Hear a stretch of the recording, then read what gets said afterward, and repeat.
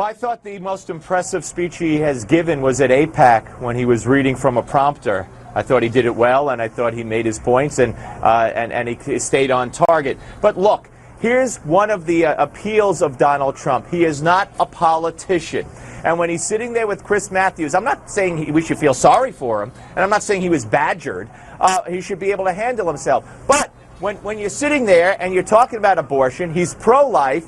Most people have asked if it's against the law, should the woman who goes to have the abortion against the law be punished? He said yes. That's not the pro-life position. He found that out. He took it back. They want to punish the doctors, and rightfully so. But I think this is way overblown. All right, ladies and gentlemen, welcome to Give Me Five. I was on CNN this morning, Carol Costello on a panel with Michael Warren of the Weekly Standard and Sabrina Schaefer of the Independent Women's Forum. And it was 3 against 1, although, you know, Carol was kind of neutral.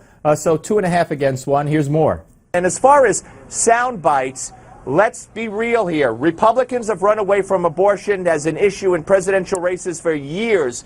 Hillary and Sanders favor abortion on demand right up until birth. That is not where this nation is. So let's play sound bites and let's see who wins. Yeah, because the reporter who did a report before the panel started talked about this is a soundbite for Hillary. She'll play it over and over again. Or, Trump saying women should be punished for having an abortion. And I said, you want sound bites? Hillary wants abortion on demand at 9 months. Where do you think the country is? They're not with her. And now Michael Warren weighs in. All of the gains that the pro-life movement has made over the last several decades, and starting to win, I think, even millennials on this issue, is really undone. And I think that it just demonstrates how dangerous Donald Trump, even as the Republican nominee, is.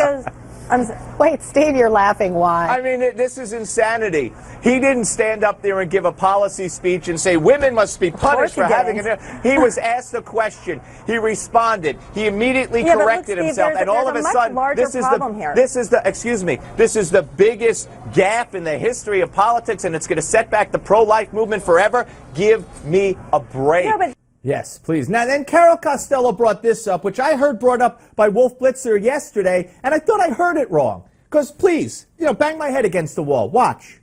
Well, Steve, I will say, Donald Trump was, maybe he was like, I don't know, meandering his way through an answer, and he told Chris Matthews that, yes, maybe women should be punished for having abortions. But when Chris Matthews asked him if men should be punished, he said no. He didn't have to think twice about that, and that's what really resonated with many women out there. Really? Carol, I'd love to know that, because that's the most bizarre thing I ever heard. A man should be punished for impregnating a woman in a legal manner? No, it wasn't rape? what if he participated in the abortion? What if he brought the woman to?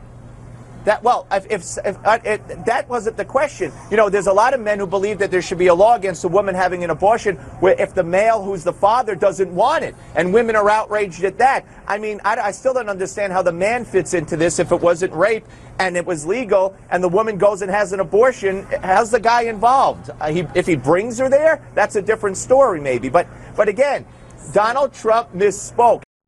And then they also brought up the fact that he said the Geneva Convention, he said this yesterday, is hampering our war on terror. Well, it is. Watch. As far as the Geneva Convention, what he says resonates. We're fighting people who chop off heads and blow up children, and we can't stick their head underwater. So when he phrases it that the Geneva Convention is doing us harm in our fight against ISIS, guess what? That resonates. That most people would agree.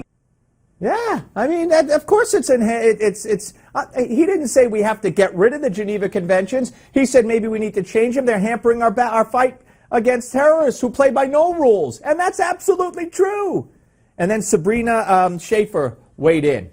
I think that unfortunately it's going to put a lot of American lives in danger. All right, a lot of American lives in danger. Now you're sounding like Obama. I mean, really, give me a break. Steve, I like you very much, but this is ridiculous.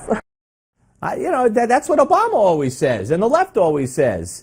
If you say this, if you want to do that, if you want to put a guy's head underwater, Gitmo, all of that puts a target on Americans' backs. Well, I think they have enough targets. Anyway, it was great being on CNN. I hope we do it again soon.